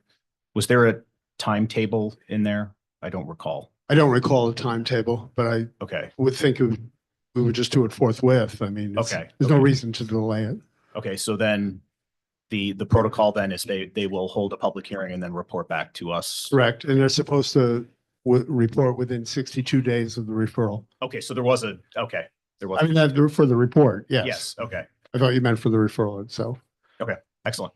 This is the referral. That's how I looked at it. Thank you. Any other discussion on the resolution? All in favor? Aye. Aye. Opposed? 7 ayes, 0 nos. Resolution 8 passes. Resolution 9. Resolution 9, resolution confirming the appointment of Jack L. Krokos as Comptroller of the City of Troy. Councilmember Casey at the request of the administration. Do I have a motion? Motion. Second. Councilmember Soriento with a second by Councilmember Keel. Discussion? All in favor? Aye. Opposed? No, 6 ayes, 1 no. Resolution 9 is passed. Now you're approved. Yeah. Job, Jack. Resolution 10. Resolution 10, resolution authorizing the mayor to execute a real estate brokerage and agency agreement with Here Realty Incorporated for the marketing and sale of a parcel of surplus real property owned by the city. Council President Steele at the request of the administration. We have a motion. Motion. Councilmember McLaren, second by Councilmember Vera. Discussion? All in favor? Aye. Opposed? 7 ayes, 0 nos. Resolution 10 passes.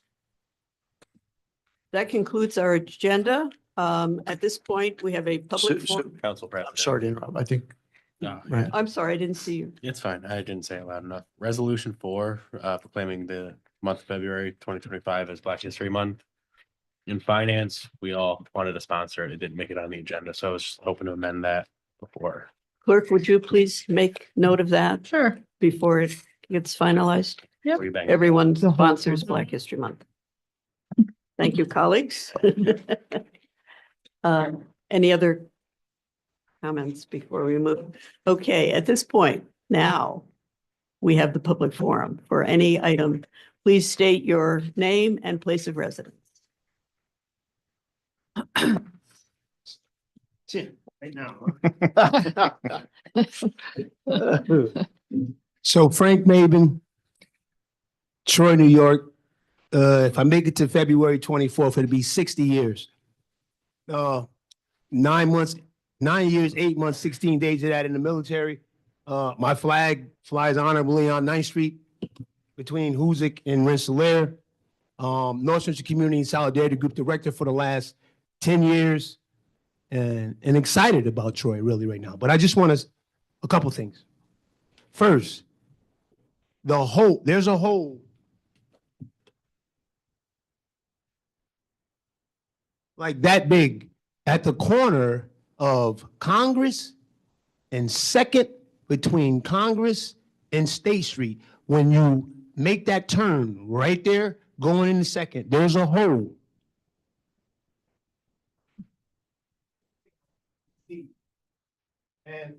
And so I work at the county building, and so the judges said, yeah. So I have Judge Sober, Judge Young, I have all of them that if you turn that corner and your tire goes in that hole, okay, so if you can get that and right down that block, if that can be, all right? So first and foremost, right there, you're gonna have an accident that you've had a couple already. Second, I've worked with you for a long time here, right? We know what's going on. City Council President Sue Steele, Mayor Mantello, can we please bring back somehow, some way, that Flag Day Parade? If you can, that is the heart and soul of Troy. That brings Troy together. We've talked about Troy and coming together and what brings us together. And we pushed really hard back when, Emily Menon and we were, the Flag Day thing, and we had an outstanding event down at the Troy Boys and Girls Club, and everyone was involved, and everyone talked about this Troy Flag Day Parade, and everyone knew what it meant. I believe we were like the 3rd in the country for flag, but it brings Troy together. And the camaraderie that comes along with that, like the 3 months before, and just the build up for that, it just so brings Troy together. You have hundreds of thousands of people lining up.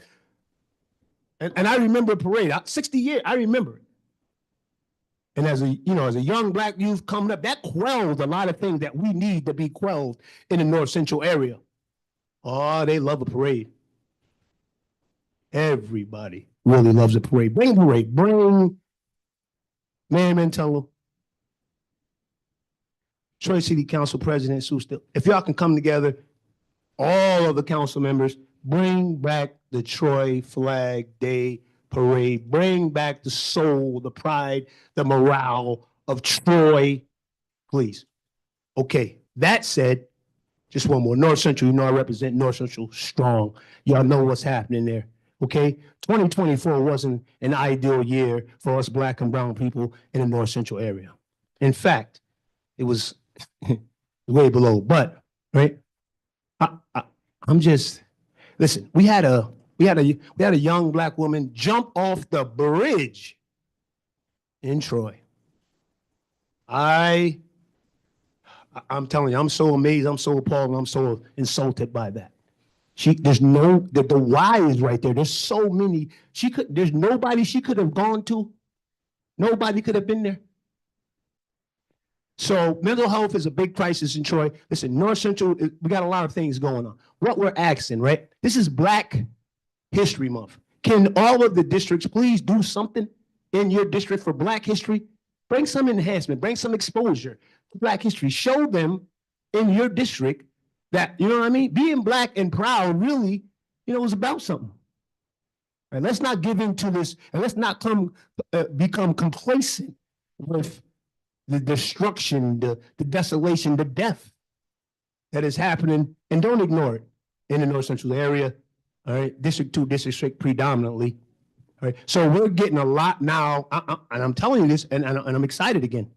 All right, because I know, right? I know that man tell the world do whatever she can, however she can, right? If you give it the right thing to bring a quality of life back to Troy, including our people, including North Central.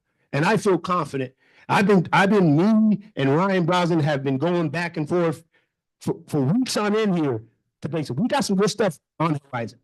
So, council, if y'all can please just get with Ryan, however y'all get along. If you don't, just try to, because the only way we're going to have this is together.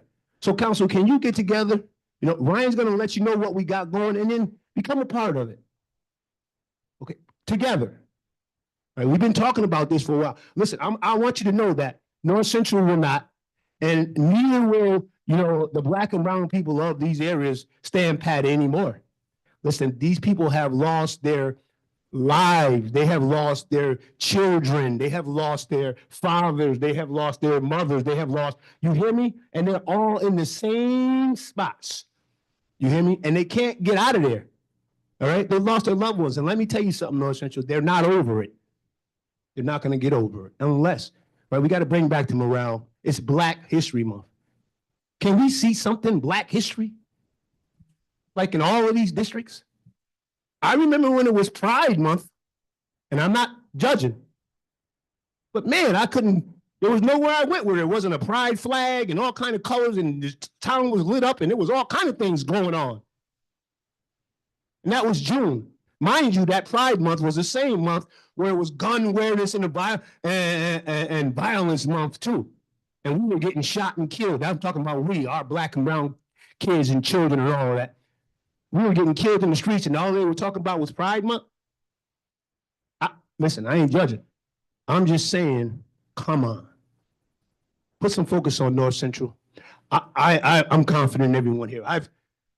I look into your faces, and I know you all know. Thanks for the extended time. Please, council, get with Ryan. We got some good things coming. And we really do. Okay? Council President Sue Still, we believe, all right, we have to. Okay? Victor Patterson here, we work in youth council. Troy, look, Kevin with the diversity. Come out. I mean, unless we come together, every single district, everything, nothing's gonna change, man. All right? I'm tired of funerals. All right, I thank you. Thank you, Frank.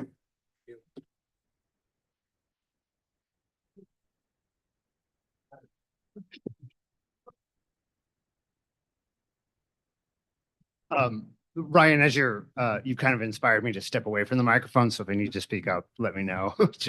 I would like to say, and Ryan, thank you very much for coming tonight, even though you're sick. And thank you for actually some really good questions. Just so the entire council knows, there is an option with open meetings law under public officers law.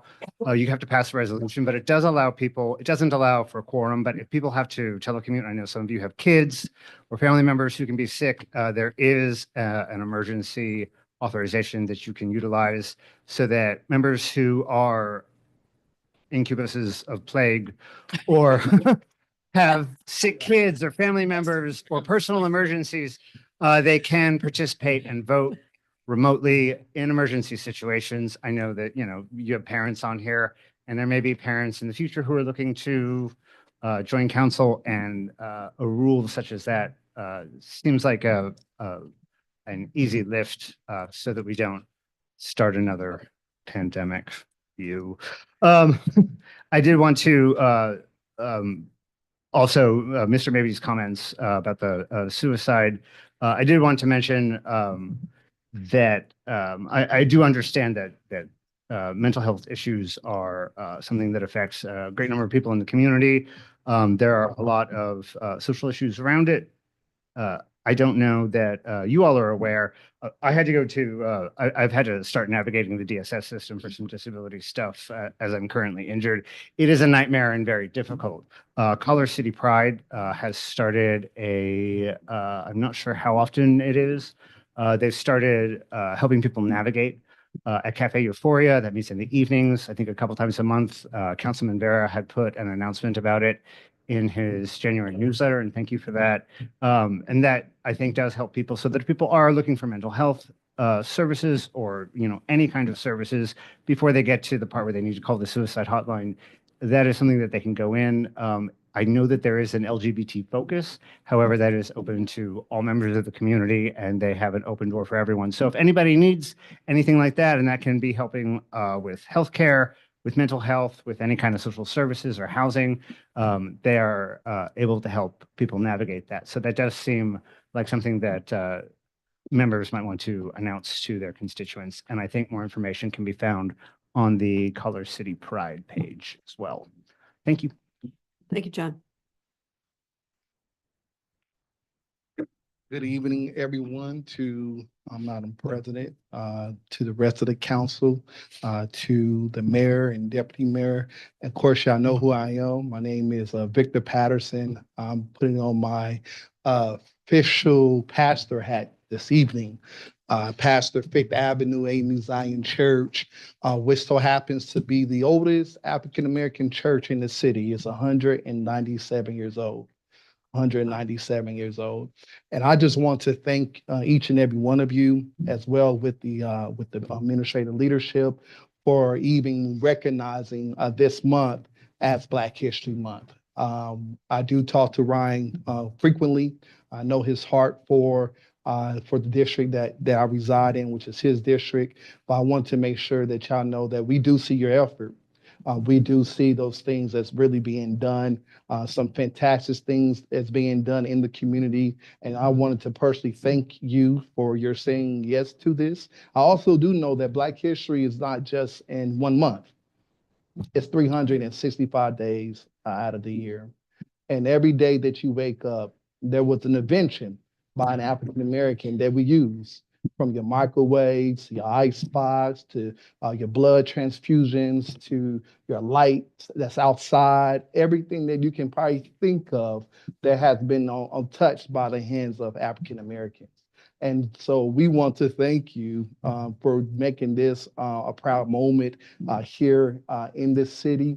I also want to just thank each and every one of you for doing what you can to understand that we matter. And I believe that y'all know that as well. I can't speak for anyone else, but I can speak for me as a citizen, me as the pastor of the oldest Black church here, that we see your works, we see that you're trying to do, and we want to appreciate you. Thank you.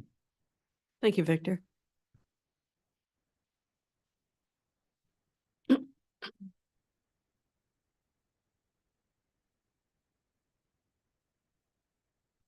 Good evening. My name is Mr. Cliff Conyers. I stay at 812 River Street, Troy, New York. I'm happy that Black History Month is in the month of February being recognized. I could co-sign that with Frank Mavin came up, the Flag Day Parade. I would like to see that reactivated. That's a good thing. That did bring like excitement to Troy, New York when I was coming up. I also co-signed with what the pastor just said. Black History Month is 365 days a year, which is very important. That being said, hopefully there's funding for Juneteenth celebration this year, because it was like a skip celebration, you know what I'm saying, jump skip. It was really weak, so to speak.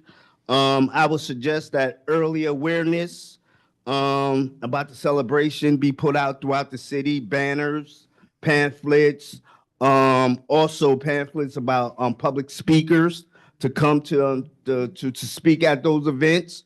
So with that said, hopefully those things could be done. Thank you very much. Thank you, Cliff.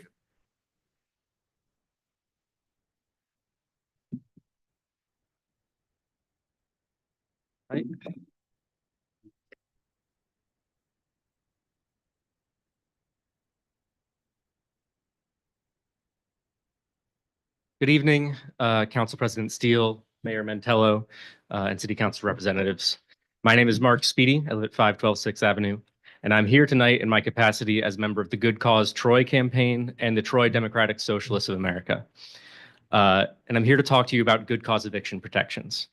As you know, the city of Troy, a majority renter city, has a housing affordability, quality, and stability crisis. Troy Housing Court has the highest eviction rate per capita in the entire state. The number of Trojans who are rent burdened is steadily increasing, and their options for safe, structurally sound, and affordable housing are decreasing. Relevant to good cause specifically, holdover eviction filings for Troy, where someone stays in their home past the end of their lease, have doubled since the beginning of the pandemic.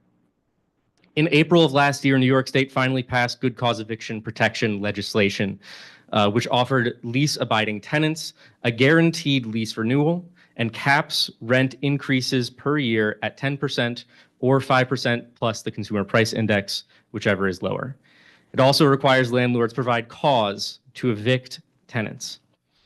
Every municipality outside of New York City must opt into this legislation to take advantage of it, and so far at least 12 have, ranging from cities as big as Albany and Rochester to towns as small as Fishkill.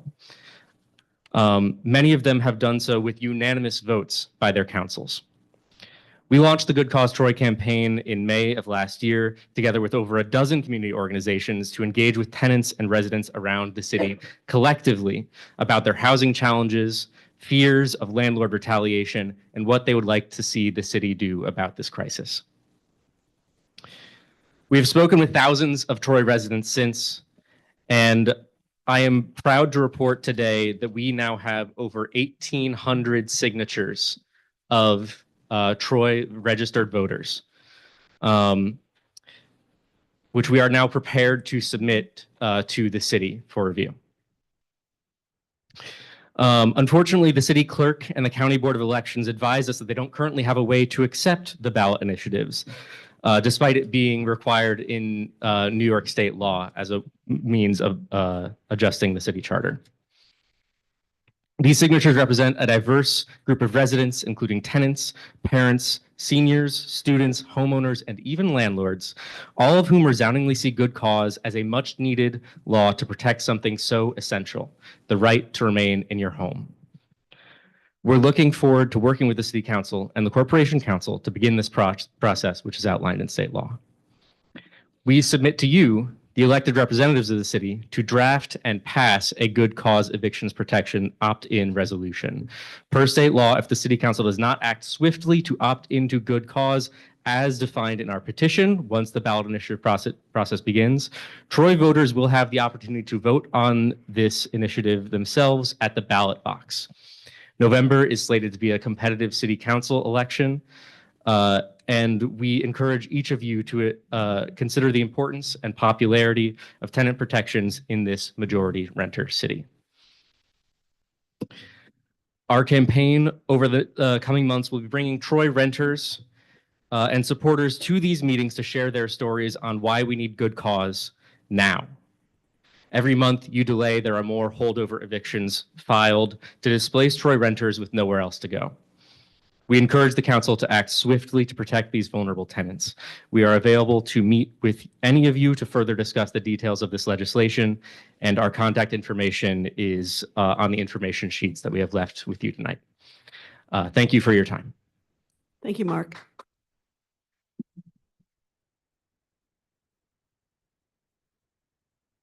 Rick, did you want to comment?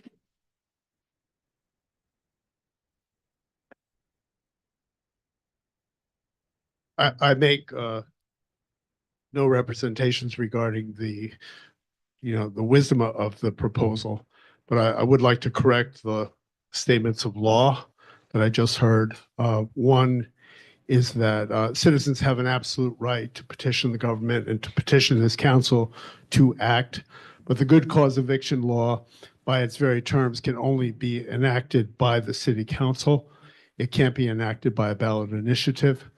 The only ballot initiative in New York does not have a ballot initiative for local legislation. It only has it for charter reform. an amendment. And this law has nothing to do with the plan of government of the city of Troy. So Article 6A could be enacted by the council. It's Article 6A of the real property law, but the citizens cannot enact it by themselves. Rick, would you entertain questions? Sure. Okay. Councilman Thank you, Council President. What about the ability to get the legislation in front of the council? If a petition doesn't ultimately end up in a ballot initiative, can they get the legislation? So in front of so the council can request the corporation council to draft legislation, and it can be introduced in due course and considered and voted upon. No, I'm asking if they collected the correct number of signatures and they submit that to BOE, does that ultimately put the legislation in front of us to act? It does not. It does not. There is no correct number of signatures for initiating legislation like this. Because New York does not have, unlike many states in the far west, New York does not have legislative initiative. Thank you. There is, as I tried to make clear, there are provisions for ballot initiative for charter amendments, but a local law like this is not a part of a city charter. It would end up being part of the city code, which is different. Any other questions? Yeah, Council President Steele, Councilmember Casey. I just want to, so you must have been looking into this. Forget to say every large event and every farmer's market in the city, the socialists have been gathering signatures all summer long. A few months back, I think maybe in the summer, someone contacted me about this. I did advise that they consult legal counsel, competent legal counsel. And I don't know if they did or didn't. I don't know what advice they got. I'm just reading the law as I understand it. And as far as I know, I mean, and I do not want to emphasize the fact that the citizens have, the 1,800 signatures is a lot of signatures, and they have the right to petition you to enact whatever, whatever those signatures support. But that's up to you ultimately to decide whether or not to enact good cause eviction in Troy. Thank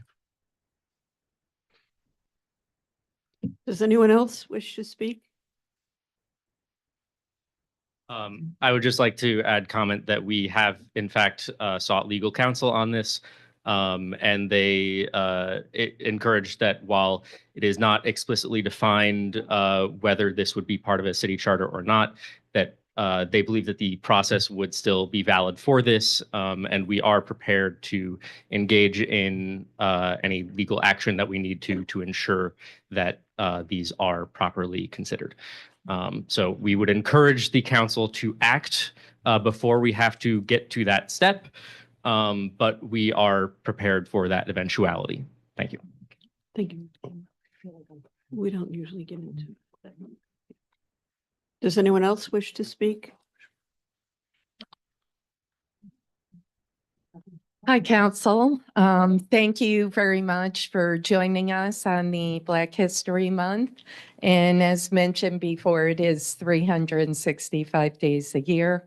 I really want to applaud Kevin Pryor, Victor, for working on this. If you recall, last year, we had a Black History Youth Breakfast, super well attended. The beauty of this, the youth actually run the breakfast. They pick the topic, they do the inviting with our help. Once again, for your calendars, it is February 15th. It's a Saturday. It's from 9 to 11:30. If you could mark it on your calendars. We really want to thank Troy Luck, Callahan Industry, and the City of Troy. Our sponsors, CDTA, is actually sponsoring a small bus to transport kids from the Troy Boys and Girls Club up to the Hilton Garden. It is at the Hilton Garden on Hoosick Street. It's free for all youth, and it's $10 donation for adults. So if adults can't afford it, they will not turn you away. But the theme for this year is the Underground Railroad. It's going to be fabulous. The kids have worked on this, the youth, for literally 6 months, and I highly, strongly encourage you to attend. And anyone out there, it's on our website. But it is one of our events for Black History Month. And once again, Kevin Pryor's idea, Victor and the staff and the administration and Callahan Industries and Troy Look all partnered to put this on. Thanks. Thank you, Mayor. While you have the mic, just a quick question. Can you update us on the status of negotiations on the 911 contract? Sure. So I have been discussing with County Executive McLaughlin. We are proceeding with the $1 million payment, which is in the contract, which was expired. But if we did not come to an agreement, the $1 million. However, the good news, the county executive is open to talk about potentially radios, which is in dire need for our Troy Fire Department. Councilmember Casey is probably very much aware of that. So we're trying to get some in kind. So we are still in negotiations on that. But if the quarterly payment comes for $250, we have that in contingency. So we are still negotiating, but if the bill comes for the quarterly payment, obviously we'll pay that. Do you have a timetable on when you feel I'll this is going to be keep the wrapped up? council updated, but hopefully, soon within the next 2 to 3 weeks. Councilmember Farrow, you have? Yes, Council President, thank you. So that is the 5-year extension clause in the contract? No, I mean, I believe it's a 3-year, now 5-year. I'll have to look back at the contract. I believe it was a 3-year. So the million plus that will be paid this year It's will be not a paid million. for the following 2 years? It will depend if we come to a different Oh, a mutual agreement. agreement. Correct. Gotcha. Yeah. Understood. Yep. Thank you. Yep. No Council problem. President, Councilmember Brosnan. is there any updates on the CSEA? I UFA? knew you were going to ask Yeah, that, and that's why I was taken off guard. I thought the council president was going to ask about the UFA. Yes, we did meet with CSEA last week, second meeting. It's moving along. UFA is scheduled for next week, Seamus, or the week after next week. So the UFA second meeting, as you know, UFA has new leadership. I must tell you, we've already met with them without negotiating, and we do plan to meet with the leadership of the UFA monthly. It's come a long way, and also an update. The firefighters, say that 3 times, safe staffing study should be ready within the next 2 weeks. We will sit down with the UFA. The final draft was just sent yesterday after amendments were sent. They had some data that was messed up. And as I mentioned before, they hadn't visited 911. We wanted them to do that. So we will brief the council when that does come, and we'll certainly obviously make that public. So stay tuned on that also. Can I just ask one Sure. question on that, Yep. piggyback that? When you do get the report, what is your plan? You're going to have a committee, or Mhm. have you discussed that at all? Yeah, we'll sit down with the UFA first, and then we'll probably maybe ask either the finance or the public safety committee, but we'll keep you posted. We want to make that public as soon as possible. So once we do finalize, I'm on page 25, Rich Salucci, the captain, is on page 40. So we're just going through it one more time, probably just some technical grammar, et cetera, and then we'll regroup, but we'll include you as soon as it's final. Thank you. Yep. Thank you, Mayor. Awesome. Thank you. Does anyone else wish to speak as part of the public forum?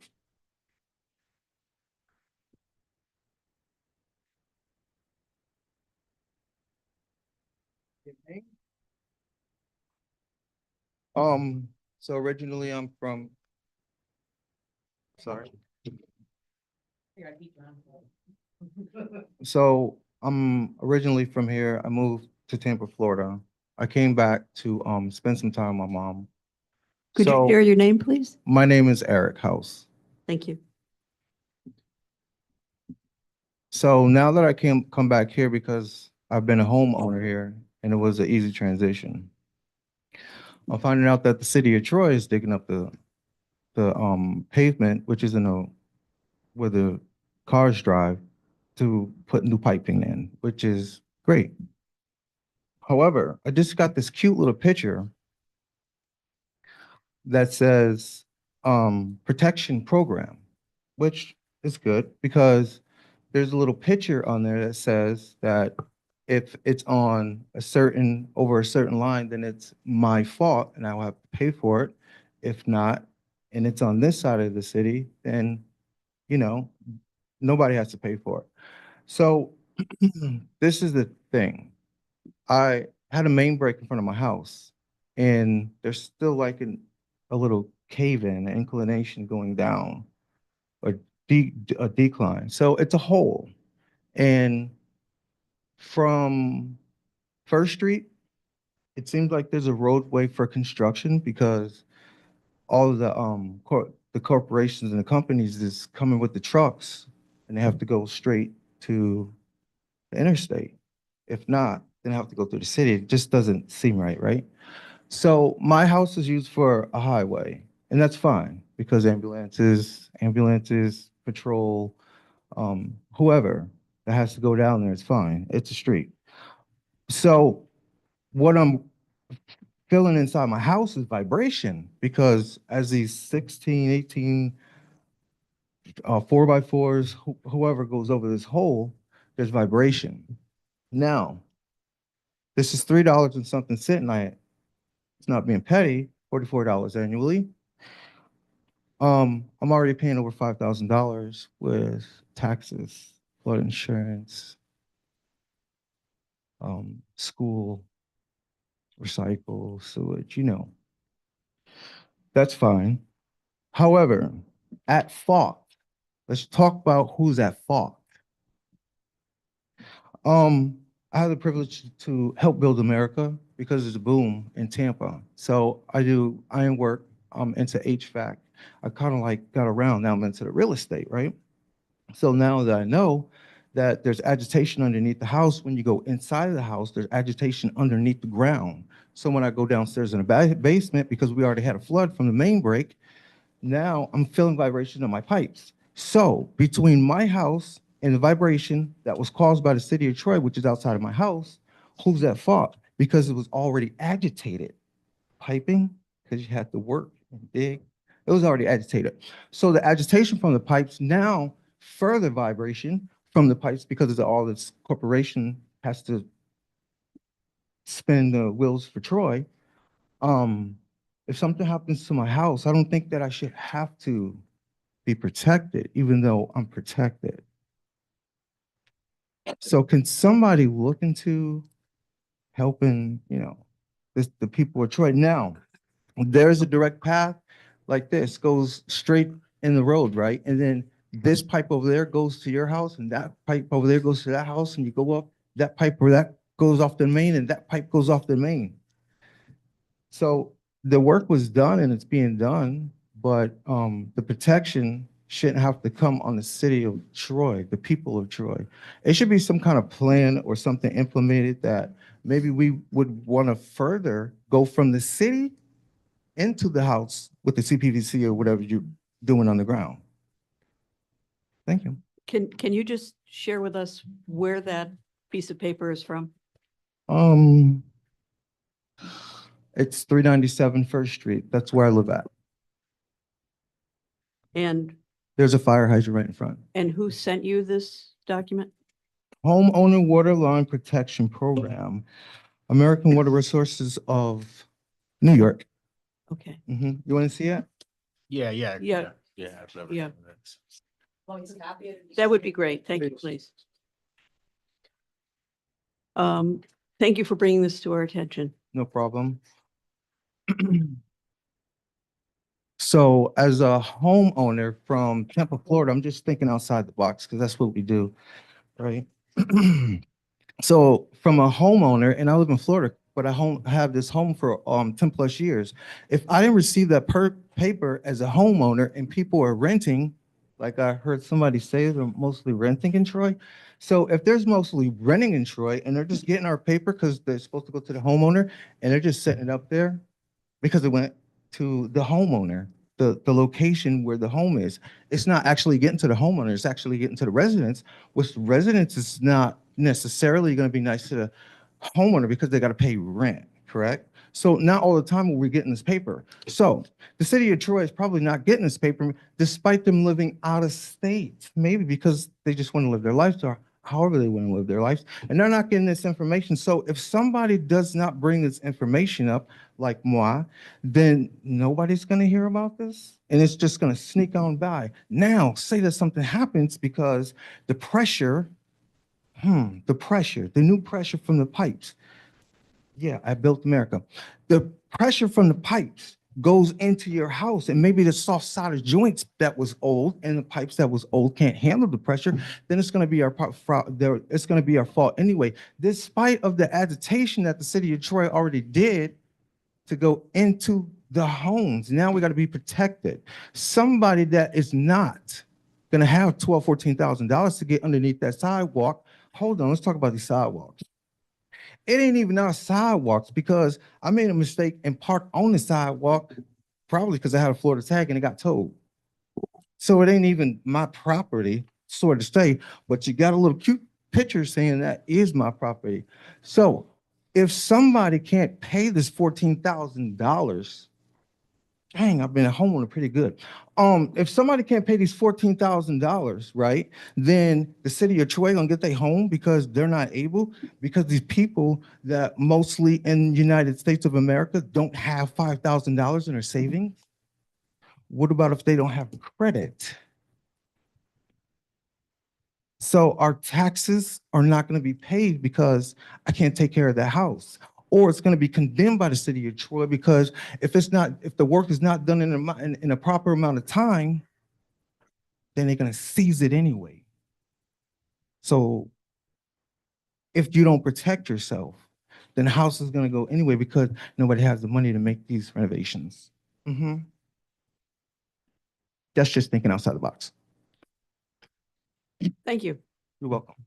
Did I have my paper back when you Yep. finish? Yeah, she's making copies now. She'll get it right, the original back to you. Thanks.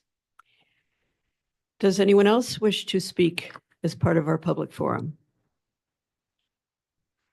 Seeing none, I would entertain a motion to adjourn. Motion.